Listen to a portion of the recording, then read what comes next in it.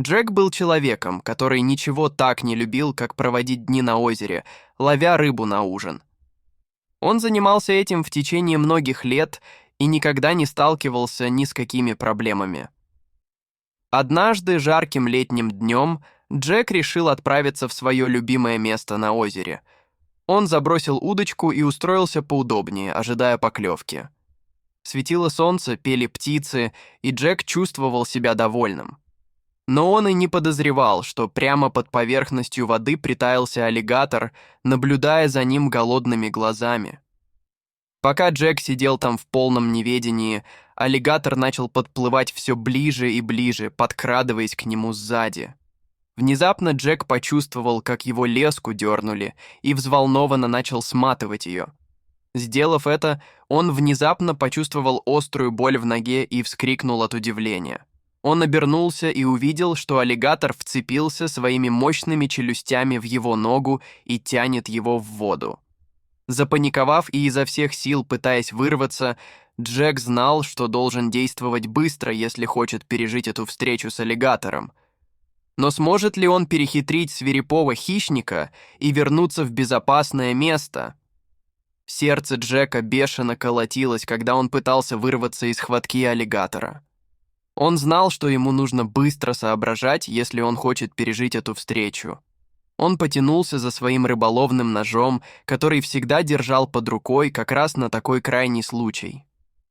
Крепко ухватившись за рукоятку, он изо всех сил опустил ее вниз, целясь в голову аллигатора. Аллигатор издал громкий рев, когда нож вонзился в него, но не ослабил хватку на ноге Джека. Джек знал, что должен предпринять что-то решительное, если хочет сбежать. Собрав все силы, на которые был способен, он высвободился из схватки аллигатора и поплыл так быстро, как только мог, к берегу. Его нога пульсировала от боли, но он не позволил этому сбить его с толку. Он знал, что если бы ему только удалось добраться до безопасного берега, у него, возможно, появился бы шанс. Когда Джек плыл, он чувствовал, как аллигатор наступает ему на пятки. Его мощный хвост толкает его сквозь воду.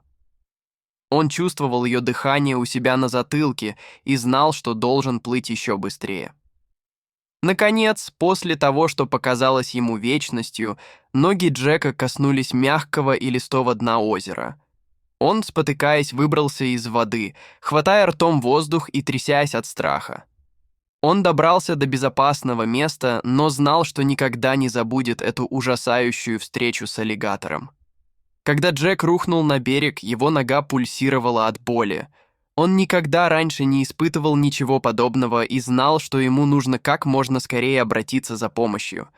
Оглядевшись, он увидел, что он не один. Услышав шум, из соседнего дома выбежала женщина. «Ты в порядке?» — спросила она, и на ее лице отразилось беспокойство. «На меня напал аллигатор», — выдохнул Джек. «Мне нужно попасть в больницу».